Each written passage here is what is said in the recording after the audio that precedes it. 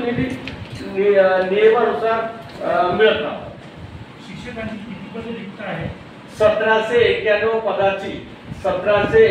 पदाची बाह्य स्त्रोत असे निर्णयाच्या आधी शैक्षणिक संस्थेपर्यंत नोकर भरती पात्र शिक्षकांची नियुक्ती करून ते नोकर भरती केल्या जाईल आणि शासकीय आदिवासी आश्रमशाळेमध्ये शिकणाऱ्या विद्यार्थ्यांना अध्ययन चांगलं होईल. पात्र शिक्षकांच्या माध्यमातून शासकीय आश्रमशाळेच्या गुणवत्तेबाबत तडजोड न करता संकल्प केलेला आहे. सर, आदिवासींच्या आश्रमशाळांबाबत वर्षानुवर्षी तक्रारी येत असतात.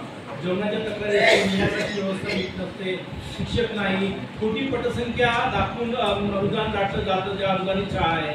याच्यावर तुम्ही काय निर्णय घेतला, अंकुश कसा बसवणार आणि यावेळेस काय बदल करणार तुमच्या नेतृत्वात? आदिवासी विभागाअंतर्गत अनुदानित आश्रमशाळेच्या माध्यमातून आपण जो विचारलेला जो प्रश्न आहे, या अनुषंगाने आम्ही एक अतिशय चांगली योजना आणि उपक्रम राबवलेला असल्यामुळे शासकीय आश्रमशाळा सोबतच अनुदानित आश्रमशाळेमध्ये शिकणारे जे आदिवासी विद्यार्थी आहेत त्या विद्यार्थ्यांना शिकवणाऱ्या असलेल्या शिक्षकाप्रती आम्ही पूर्ण लक्ष ठेवून असल्यामुळे या शैक्षणिक वर्षामध्ये अनुदानित आश्रमशाळा मागचं काळाला मी सांगणार नाही, पण येणाऱ्या काळामध्ये अनुदानित आश्रमशाळा अशी चूक करणार नाही असं मला वाटतं.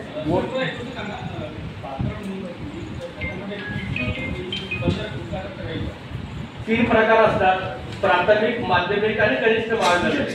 प्राथमिक, माध्यमिक, कनिष्ठ महाविद्यालयामध्ये जी शैक्षणिक अर्हता ठरलेली आहे, शैक्षणिक पात्रता ठरलेली आहे. उदाहरणार्थ शिकवण्यासाठी डीएड आणि टीईटी लागते. डीएड टीईटी असेल त्या शिक्षकांना 100% या बाह्य स्वरूपामध्ये निर्माण केल्याद्वारे आपण त्यांची पात्र शिक्षकाची निवड होणार आहे. एवढीच बोवारींची समस्या आहे, त्यांच्या प्रश्नांकडे दुर्लक्ष आदिवासी विभाग का बरं करत? शासन स्तरावर चौकशी शासन बिलकुल लक्ष केंद्रित होत आहे. मागण्या कधी पूर्ण होतील त्यांच्याकडे? ज्या मागण्यासाठी एवढे 10,000 रुपयांनी बिल दिलं होतं, कारवाई सुरू आहे.